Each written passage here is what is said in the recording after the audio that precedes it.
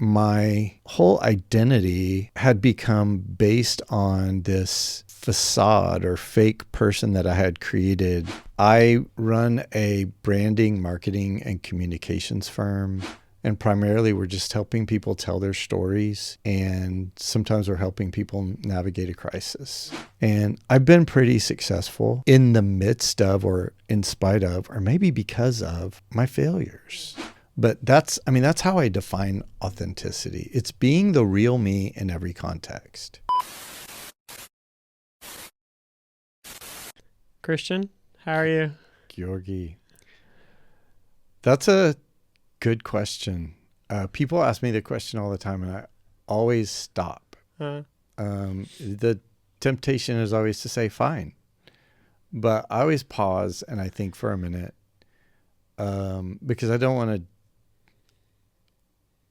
to answer too quickly. So the answer to the question, I'm pretty good. I'm happy to be in Macedonia. Mm-hmm. This is probably my 10th visit. I think I've been here every year for the last 11 years, except for 1 year in COVID. So I'm always happy to come back. So I'm happy. I'm joyful. Fun to reconnect with people. It's a little bit of a break from the hectic lifestyle at home with work and everything. So I'm good. Yeah. Thanks for asking. Oh, yeah. I mean, it is interesting. Like, even the name of the podcast is basically, how are you? Like, I might not always answer nowadays with, like, really how I'm doing, but at least I'm thinking about it. Mm-hmm. When someone asks me, I might not say anything but, hey, I'm good. How are you? But I'm thinking about it at least. And that's been interesting to, like, stop for a second and think about it, if not. Well, and sometimes if I ask someone that question and they answer too quickly and I know them well enough, sometimes I'll say, okay, how are you really? Yeah. And then they'll take a minute and answer. Yeah. And it leads them to a more authentic answer, which I think we're going to talk about today. Yeah. Now, I'm excited to sit down and have a conversation with you. I've known about you. I don't think we've ever met, but it's been interesting to find out more about who you are, what you do, how you do it. But before we dive in some of the topics we have for today, I wanted to ask you, what is mental health for you? That's a good question. At least for the last decade or so, have been putting a lot of time and effort and energy into like fitness and health in general. I'm getting older and I'm starting to feel it.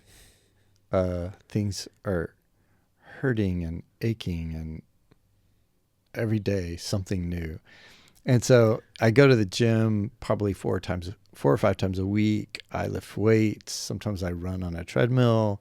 I stretch. I take vitamins. I watch what I eat. I go to the doctor. I do a lot of things to take care of my body. And I probably don't do enough things to take care of my mind. And I bet a lot of people find themselves in that situation. And honestly, it's probably way more important to be thinking about the health of your mind than it is your body. And so, I mean, I think there are a lot of things that I do when I think about it. I read some. I have a mentor. And I mentor a lot of people. I think that exercises your brain and your mind in really healthy ways. I do some meditation, especially while listening to music. I go to a therapist every 2 weeks, which is super helpful to me. I pray regularly, things like that. And so that's those are some of the things that help me. Right. Why do you think, because I don't think it's just with you that we often focus on our physical health and like being active, why do you think that is? Why do you think more people focus on physical and not their mind? I really think it's cultural. I think growing up, for me, nobody talked about it. Right. I mean, it wasn't even a concept. I think it's becoming more appreciated now that your mind is formed over time by your experiences and your traumas and your relationships, and dealing with those things in a healthy way helps you grow into a healthy person. Right. But many of us have gone through things that we've never processed and worked through. And so we're carrying shame and we're carrying pain that we're not even aware of. Right. And it influences our thoughts, and it influences our attitudes and our moods and all of these things. And I really think that just culture's reached a point where we're taking that seriously. Right. And I think it's incredible. Right. Was there a moment for you when you kind of realized, okay, this is something that I need to take seriously or more seriously going forward? Yeah. I mean, I had a pretty bad train wreck in my life about 11 years ago. It's where my faith journey started. And it's where I came to terms with a lot of trauma in my childhood, some abandonment, some abuse, and things like that I never really dealt with. And my whole identity had become based on this facade or fake person that I had created that I thought gave me value to people around me. I felt like if I presented myself a certain way to people, they would think that I was acceptable or valuable. And so I was hiding my real self because I thought people wouldn't accept me if they really knew who I was. And I was presenting to them like a perfect version of myself. And I just came to this really, really scary realization through some circumstances that came about in my life about 11 years ago, that there was no one on the planet who actually knew me. And if they knew me, they would probably run. Right. And it started this season of finding God, coming to faith, and starting to share and trust God first, and then other people in my life that I trusted with who I was and what had happened to me and what I struggled with and how I was imperfect. And I was very surprised by the fact that people loved me and they accepted me and walked with me. And I'm a way healthier, more whole person today as a result of that. But it's not something that, it wasn't like I flipped a switch. Like, it's a process that you have to work on every day, renew every day. Yeah, it never stops. It never, no. And even when you think like, okay, everything's fine now, there's something else that's going to happen. I don't think, I mean, it won't stop. It's the process of my life. And so I think that's the human condition. Right. No, thank you for sharing that, because it's like, it is very interesting when you think about it. I remember for myself, the moment I kind of realized, okay, I need to take this seriously, was when I went into therapy for the first time and I was asked, like, would you want to be a friend to yourself? Like, if you knew everything about yourself, if you knew all your thoughts, what you do, how you do them, everything, would you want to be friends to yourself? And I remember even right now sitting in that room and just thinking, no, like, I wouldn't want to be a friend to myself. Yeah. And that kind of started like the process of like, okay, why is that and how we can fix that? Yeah. And it is interesting how, like, when you slow down and stop, and sometimes it is like you said, there's circumstances that happen that gets you to that point, but sometimes it's just a question that could start all of that up and help you become healthier, become better, think differently about what you're around and who you're surrounding yourself with, and what do you do and how you do that.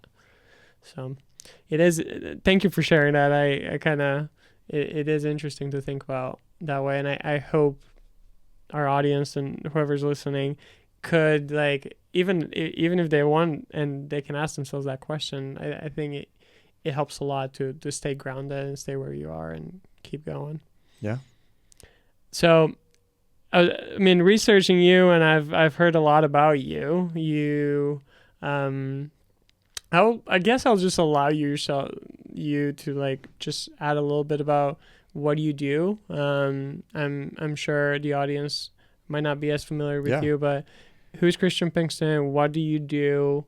I live in Washington, D.C. in the United States. I've been married for 28 years, have 4 kids, 3 girls and a boy. I run a branding, marketing, and communications firm, and we work for all kinds of clients, ranging from companies like Amazon and Facebook and Ford Motor Company to a lot of smaller companies and startups that are doing really innovative and disruptive things in almost every industry you could think of. We work for nonprofits and humanitarian organizations all over the world. We work for governments and many nonprofits, and it's really fun for me. I think it's what I was built for, and primarily we're just helping people tell their stories, and sometimes we're helping people navigate a crisis. Yeah. You've guided a lot of people through high pressure crisis moments into in their careers or lives. I wanted to ask you, and we can start here, how have you seen that stress and public pressure can affect someone's well-being, whether that's mentally, physically, or any kind? Yeah, I mean, it's terrifying to go through any crisis, but especially a public crisis. Most of us equate our value or our identity on what people think of us. I mean, it's almost inextricably linked. And so when people are criticizing you in private, that's very hard. Nobody likes to be criticized or attacked in any context. But when it's on, CNN or the national news, it's overwhelming. And so one of the things, that we have to do for our clients is just help them gain perspective and help them see that you are not what people say that you are. Your identity is grounded in something that is foundational and not transient and not affected by what people think. I mean, if your identity can be taken from you, then you're in a very precarious position. My identity is based on something that's immovable. I am a man created in the image of God. And because of that, I have incredible value. And my value comes from that. And regardless of what you think of me, the God of the universe created me intentionally and wants me and loves me. And I'm valuable because of that.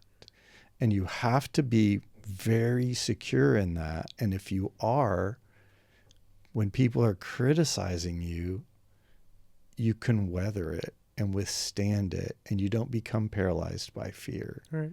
And then you can respond in a measured way, and you can think clearly, and you can, again, like weather a storm. And so it's reminding people that you are not what people say that you are. You have to know who you are. Right.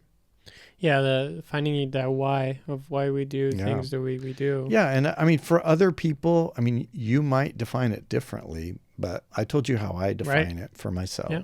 No, and that's very, very important to start there.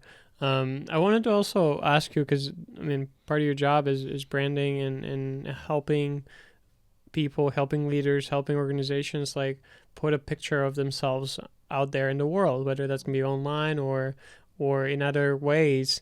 How can someone, or how can you help someone communicate honestly without, like, the fear of, like, their mental health being or just their privacy being overtaken by their honesty nowadays online, but in general? You know, it's a great question. I get a chance to speak a lot, and I usually lead with failure. I mean, I alluded a minute ago to, like, some catastrophes that happened in my life 11 years ago. And I mean, some failures, some personal failures. And if I told you all the details, it would be too much. Right. And so I decide, based on the audience and the context and the trust, what's appropriate to share. I share enough for it to be helpful, but not enough for it to expose me in a way that's not reasonable or not helpful. But allowing vulnerability to be part of the conversation changes everything. And it gives me an ability to connect and be heard in a way that is really powerful. If I come to a crowd or an audience from the posture of being perfect, I don't know how much good I could do. I mean, it's unapproachable. It might be impressive, but people can't see themselves in that. And so there's a limit to what they can get from it. But if I come to a crowd or a small group or a one-on-one conversation, and I'm holding my frailty and humanity openly, people can identify, and they can see themselves in my story, and they can receive what I'm sharing in a way that they can apply it to themselves. And I've been pretty successful in the midst of, or in spite of, or maybe because of my failures. Right. And that's really inspiring to people and helpful to people. And it helps people push themselves forward. And if I didn't share that, it wouldn't resonate with people. They would think, well, good for him. Right. But that's not for me. And so I just find it to be just a powerful way to communicate. And it's authentic, and it creates relationship. Right. And that's really what it's all about. Right. How easy or how hard can that be? Because for some people that might come natural, but like, how have you seen that? Because we're all different. We're all like, it is hard to go up front on stage and say that you failed. Man, I guess you have to rip off the Band-Aid. I don't know if that's a expression you use in Macedonia, but we use it a lot. I mean, I think you have to, it's like, do you guys do cold plunges here? Right. I mean, it's becoming a thing. It's a thing in the U.S. right now, and everybody does it. And I won't do it. I hate that. But it's kind of like that. It's like supposed to be like really good for you, and like, it's like a momentary. It's stepping into momentary pain. And then you're better for it. And it's almost hard for me to remember that because, and I actually do. I remember the first time I told my story. Okay. It was 10 years ago. It was about a year after, and I had been going to a therapist, and I had been just praying and working through my story and healing and all of those things. And I had an opportunity to go speak to a bunch of college kids, and it was brutal, but I felt like I would be completely inauthentic because I had just been through a horrible year. I just felt like I would be so inauthentic if I went in and tried to pretend like I was a successful, great, whatever. And so I went in and just, I was emotional and everything. And I just like laid it out. Like, here's my failure and here's what I've learned through it. And man, it was amazing. I'm still close to some of those people. There's still some of those people. I mean, I had met them for the first time in my life 10 years ago, and I'm still in some of their lives. And it was so powerful. They'd never experienced someone doing that. Somebody who was a successful business person, and it was brutally hard, except it was so beautiful. And it had such an impact on them.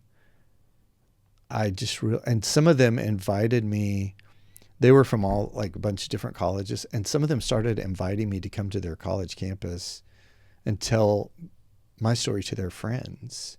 And so I started going to different campuses, and every time I would go, it was easier.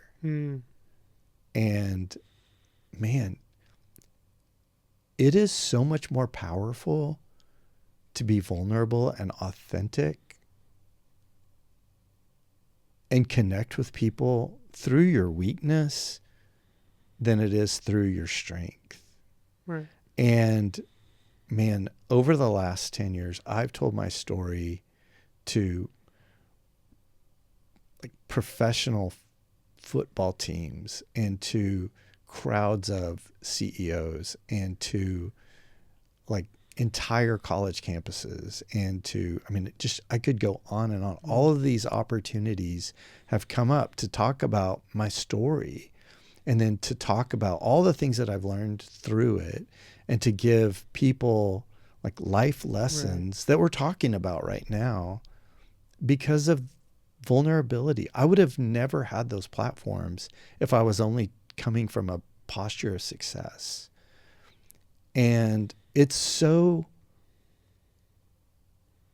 unconventional that it's refreshing to people, I think. And so I think once you rip the Band-Aid off, it's not that hard. Right. It's scary the first time. It's a little less scary the second time. And then it just becomes like, you know what? Who cares? Who cares what people think? And then you're 10 years later in Macedonia telling your story in front of people that barely speak your language, right? Yeah.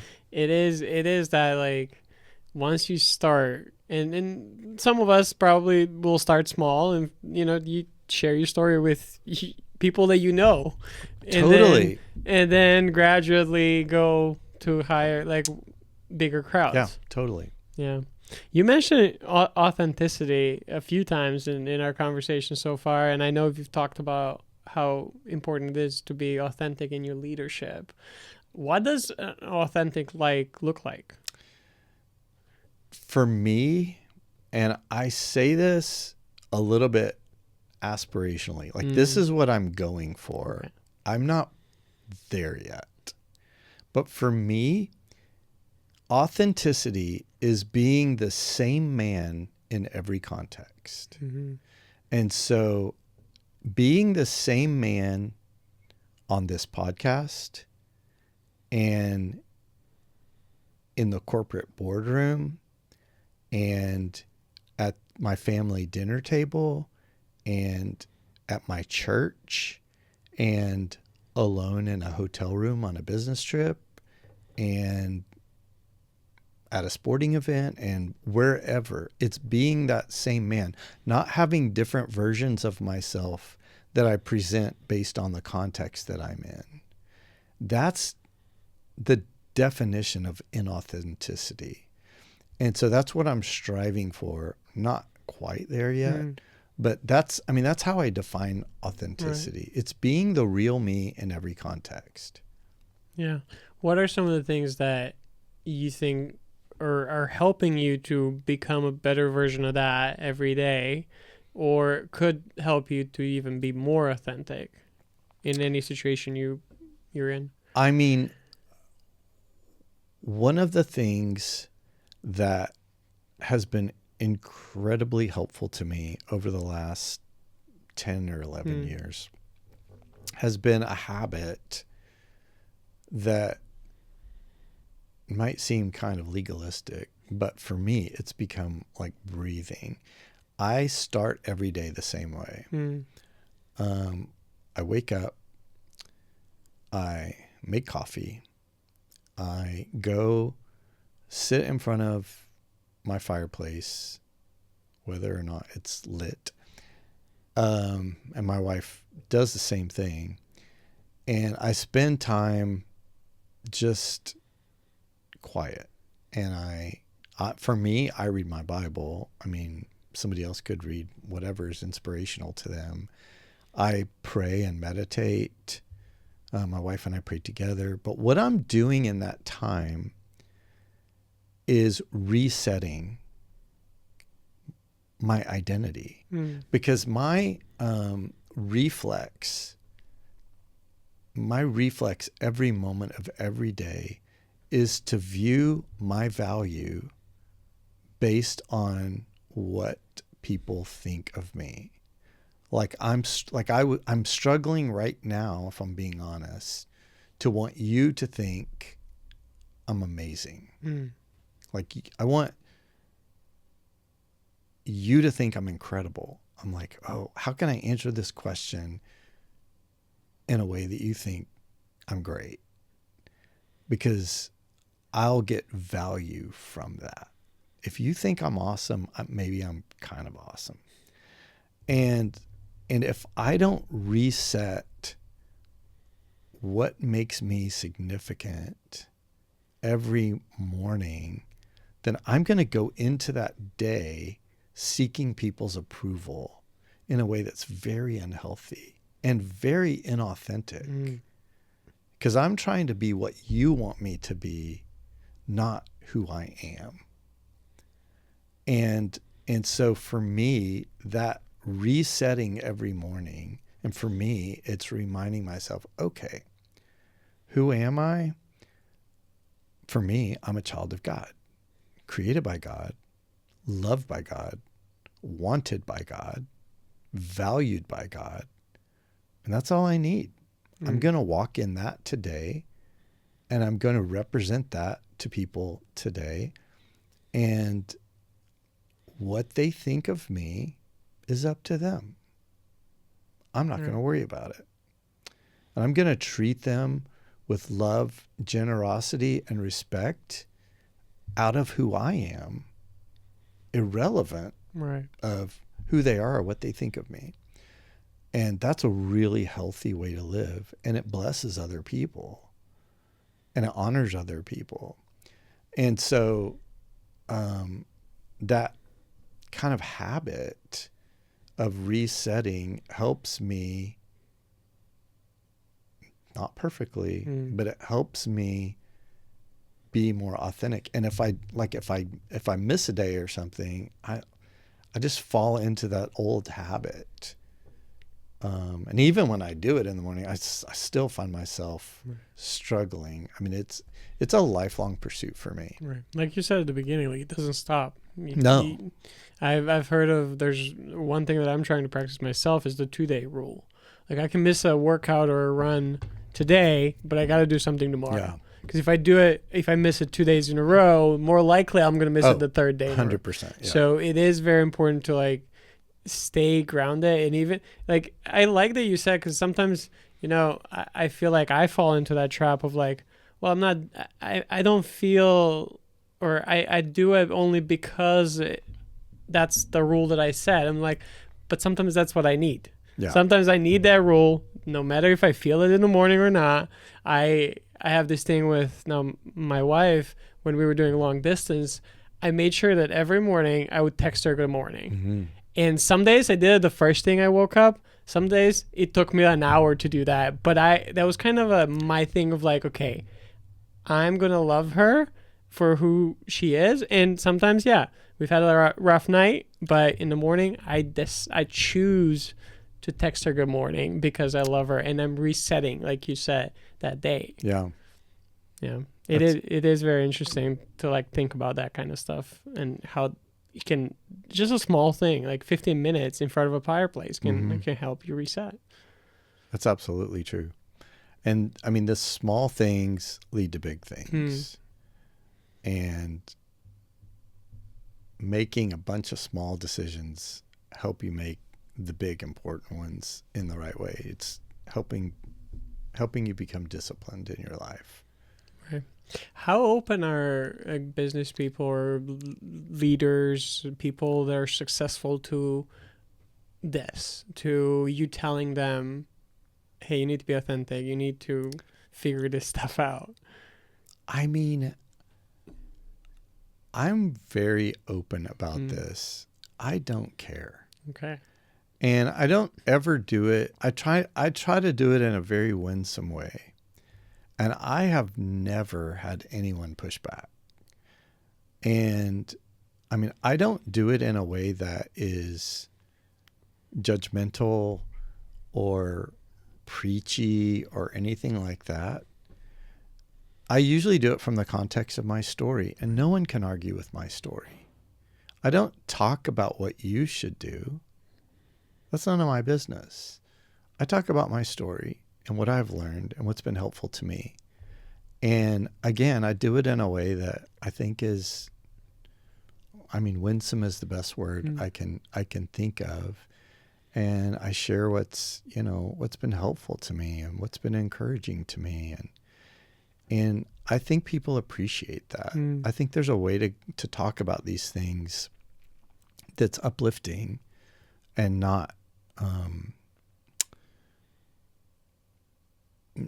not coming from a negative standpoint or making people feel bad. Right. Yeah, let's you said 10 years you've been coming to Macedonia, or over 10 years. You're connected with Link Across, and you're providing a lot of benefit for someone who wants to do, to be in the field of business or wants to do, or be a leader really here in Macedonian. How did that work begin for you? Like where does Macedonia, I mean, I spent a year in the US where I was constantly asked like, wait, what's Macedonia? Like, where is that? Like, is that in like next to China, or like how did your journey with Macedonia start? I mean, I don't know if you're going to like my answer to this, but I'm going to be honest. Yeah. I came to Macedonia 10 years ago because someone invited me. I had never, I couldn't have told you where on the map Macedonia was. I couldn't have told you a single thing about Macedonia. I remember telling someone when I was heading to the airport the first time to get on a plane, I don't know why I'm going. And when I got here, I don't know, there was something just clicked for me. And I just was overwhelmed by the opportunity here. And by, it just feels like there's a pent up desire to invent and create and succeed here. There's so much like energy and desire, but there's just a lack of resources and experience because of the history. And so I just felt like I've been to a lot of places to try to help a lot of people, but this is the first thing I've ever done where I felt like I was operating where I actually have skills. And so I kept coming back because I felt like, man, I feel like I actually might be helping people. Right. And so to the point I made, I started inviting people. And so I think every year since then, I brought someone with me. And I brought this year, for the second time, I brought an executive from Microsoft. But I brought executives from lots of countries. I've also I brought a college student this year, and I've brought tons of college kids with me just to expose them and give them the experience. And so, it's a very special place to me. It's not just coming here and being here for a set amount of time. You've also worked with Macedonians over the years to help them, coach them. Like, how has that experience been for you? It's so much fun to me because it's just creating relationships that endure over time. And I've gotten to watch people succeed and create and grow a business and support their families and grow the economy here and just thrive, and getting to play just a little role in that from across the world it's a blessing to me. So it's just a lot of fun. Right.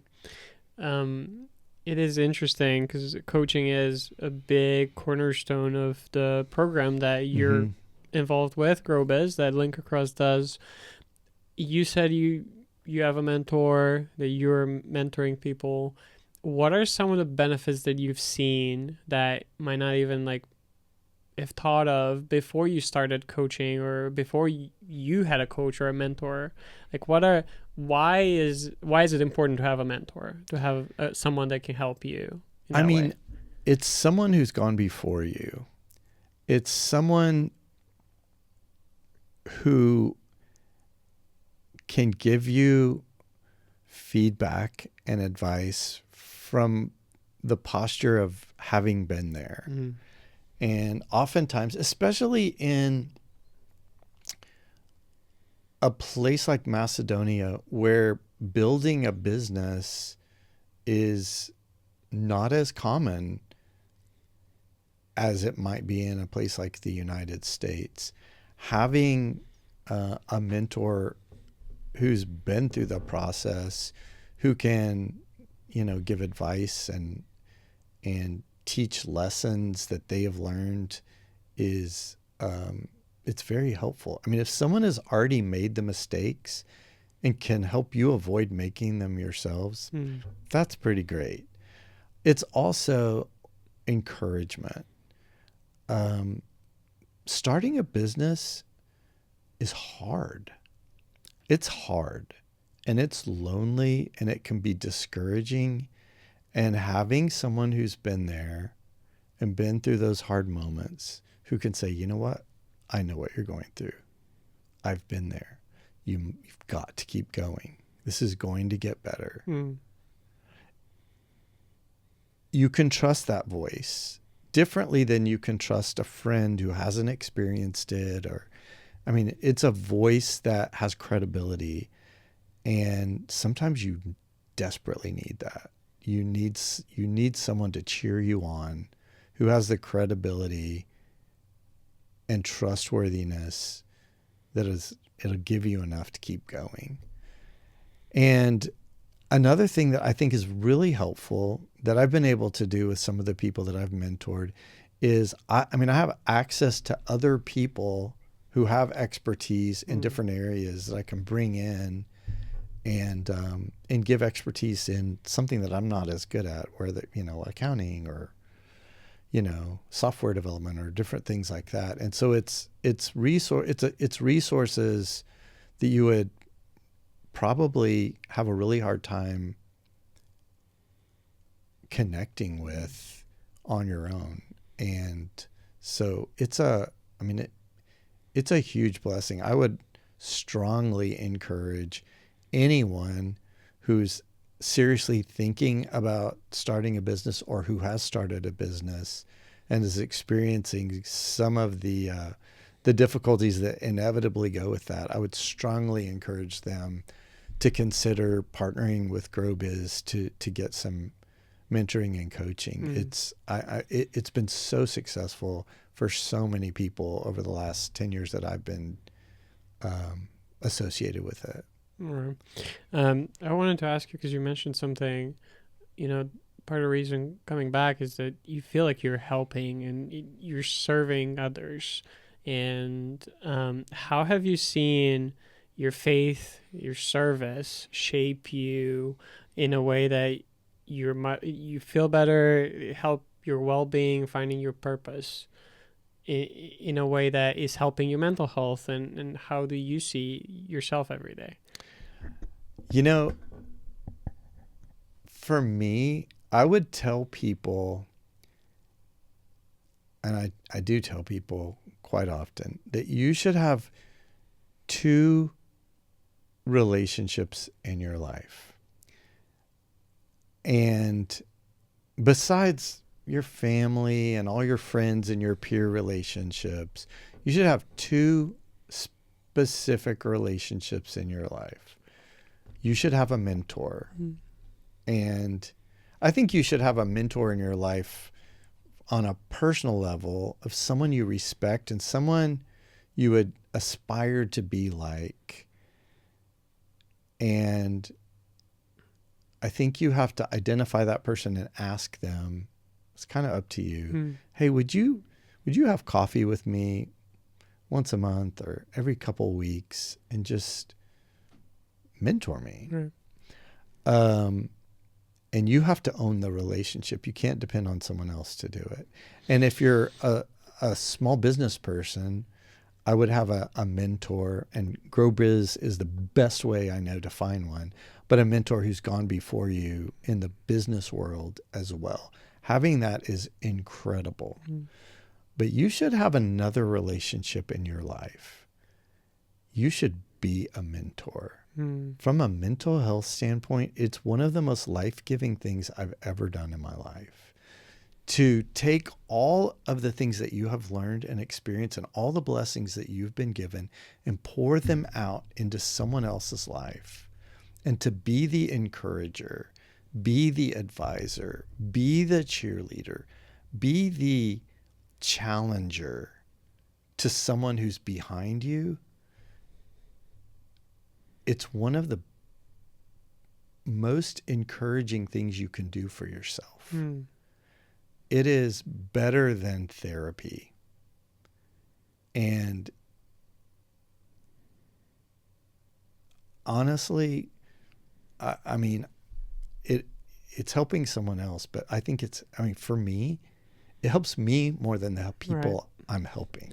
Yeah, and you don't think about it that way. I recently I've listened to Simon Sinek talking about how he has been meeting with this person for a long time, and every week they meet, they talk to them about what they're going through, and he was saying how, okay, the next few days after a meeting, that person is great, but by the time we meet next week, it's the same thing. It wasn't until he started sharing with that person what he's going through, and that person felt like he's helping. Yeah, it's helping him 100%. And then it was like, yeah, after some time, that person didn't even want to meet with me anymore. Yeah, and I mean, I find when I'm meeting with someone younger than me, and I'm just sharing truth that I've learned the hard way, the more times I'm sharing truth, the more real it's becoming to me. It's like it's actually penetrating more deeply in me. Even though I already know it, the more times I share it, the more real it is to me. I'm helping myself more than I'm helping them. And so I try to do it as much as I can. Yeah. It brings me so much joy. Right. Is there anything, as we're kind of wrapping up and closing, is there anything that you can share that helps you day to day, that you feel like someone can relate to, that helps you be better or feel better about where you are, not just mentally, but in any other way? I mean, I've kind of already said this, but I'll maybe repeat it. I would just say, make a routine of taking care of your whole self. It's body, mind, and spirit. It is, man, if you are not taking care of your body, you're not going to feel good in any area of your life. And whatever that looks like for you, it may not look like it does for me, but man, you must be doing something for your body. It's critical.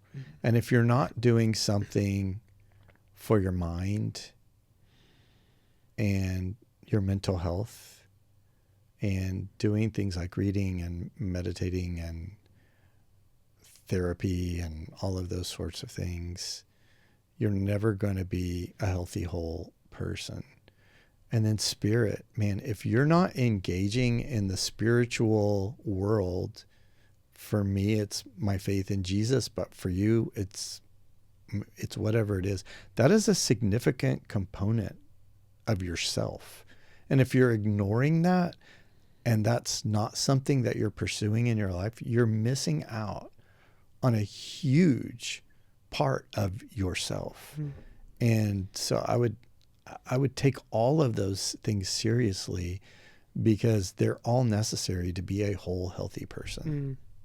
Thank you. Thank you for sharing that, and thank you for this conversation.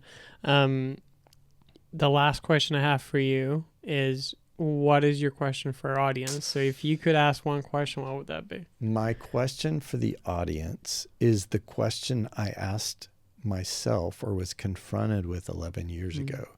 Does anyone know you? Or do they just know the version of you that you present to them? Does anyone know the real you? And if the answer is no, I would challenge you to have the courage to become real with God first, and then with some people that you trust second. It will free you to be yourself. And it's the most liberating thing that's ever happened to me.